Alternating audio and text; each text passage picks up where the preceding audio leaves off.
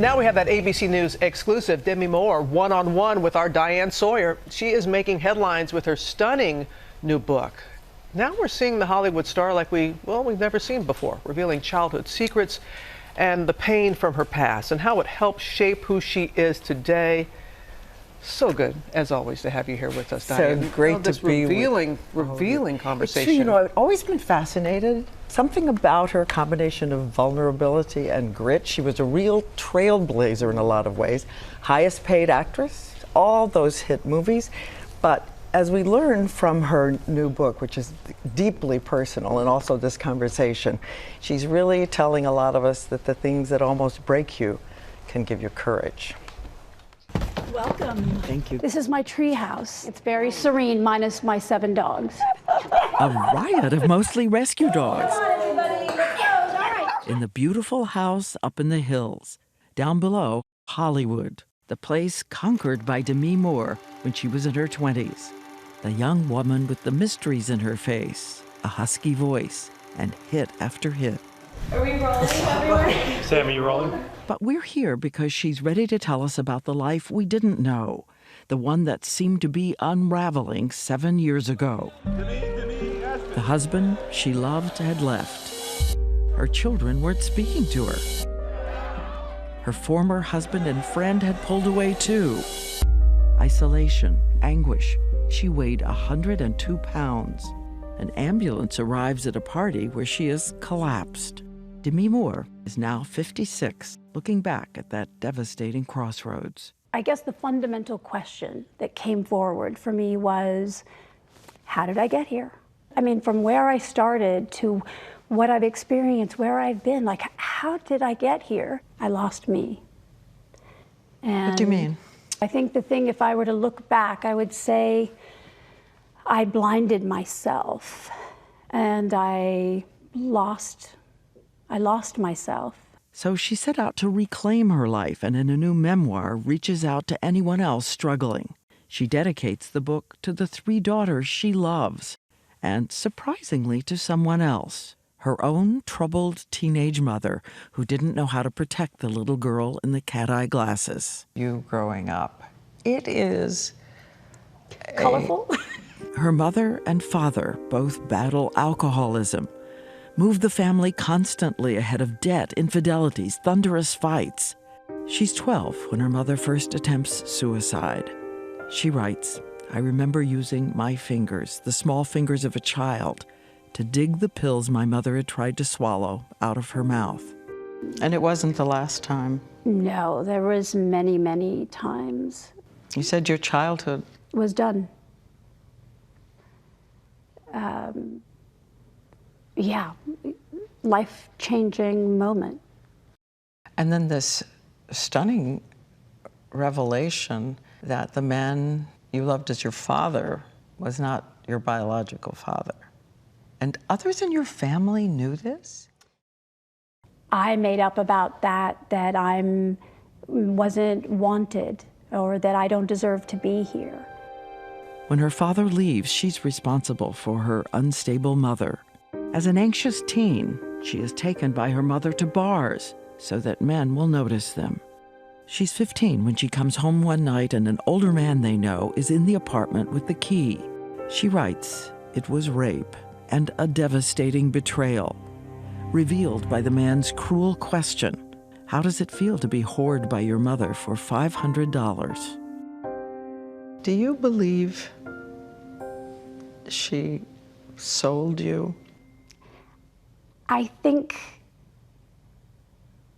in my deep heart, no. I don't think it was a straightforward transaction, but she still did give him the access and put me in harm's way. So now, look again at the mysteries inside the face of the teenage girl who drops out of high school, leaves her mother's home, and sets out determined to invent a future for herself. She's penniless, a little wild, running hard, and signs up for acting auditions even though she has no training. I mean, I was figuring it out like by the seat of my pants, the school of fake it till you make it. Scared to death, or with some confidence. I think it was more the confidence was, I don't have anything to lose. I don't have anything to lose. I don't have anything. So why not?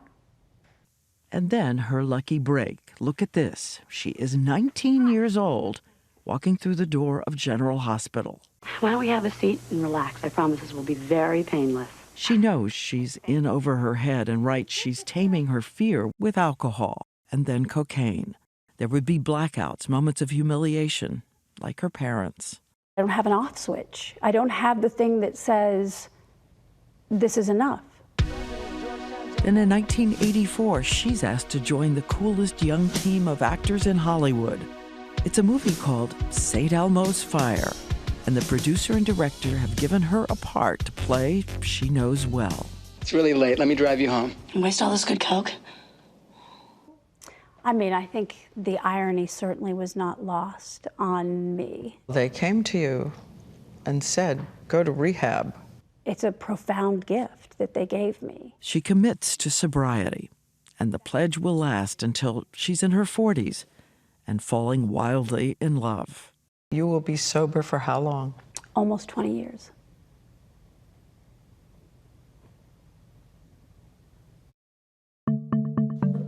It's time to head to her family room and look at some of those movies that caused a kind of earthquake in Hollywood. She took chances. Just let the clay slide between your fingers. Ghost was an expensive gamble about a combination of laughter and grief. We made pottery super sexy, that is for sure, right? And everlasting romance.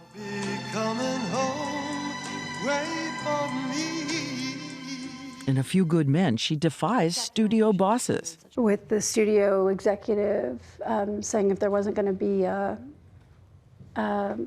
sex scene, then, you know, why was I in it? And as the hits keep coming, she becomes a producer and the highest paid actress ever in Hollywood, a $12.5 million salary. As critics assail her nerve, her ambition. They called you Demi Moore? There was some things like that. Why shouldn't I? Why shouldn't all women be paid equal to the quality of the work they're doing? Just treat me the same, no better, no worse. Let's just see if you want what you're going to get. Hoo-yah, sir. But she says she's learned that even when you're at the top of your power and the top of a mountain, the old fault lines can suddenly reappear. I just felt like a 15-year-old girl hoping somebody liked me. That's all true. And tomorrow she's going to talk about her marriages and also how she found herself at a dark crossroads. I don't think I've ever seen the studio this quiet, watching, leaning in, so incredibly raw, revealing what she's talking about. Well, again, we think we know someone, right? Yeah. We watch them, we make decisions about who they are, and then suddenly you learn her life. And as I say, it's an extremely personal book. It's a book that reminds you, remember the Vanity Fair cover? Oh, yes, right. What a trailblazer she is and was, and why she did that. So, a lot tomorrow. A lot to talk about, and you will be back with more. I will be back with The more. two marriages, really. Yes, and very different, but each of them with lessons in it. And she says she writes this for anyone who hasn't yet figured out how much they're loved, who is not sure they're loved. Okay, So that's it's for who hasn't felt that way. And we love that you started this 20 years ago. We celebrated TSS I know, Times all Square week last week, I've been seeing us go by, my life flashing before my eyes with Pulling you. Charlie down in the snow and the ice. That's right. I remember the song was Downtown, going downtown when we all moved down here. And look at you now. It's great. We're just doing our best to take care of what you built. Okay, but she'll back tomorrow. Hi, everyone. George Stephanopoulos here. Thanks for checking out the ABC News YouTube channel. If you'd like to get more videos, show highlights, and watch live event coverage, click on the right over here to subscribe to our channel. And don't forget to download the ABC News app for breaking news alerts. Thanks for watching.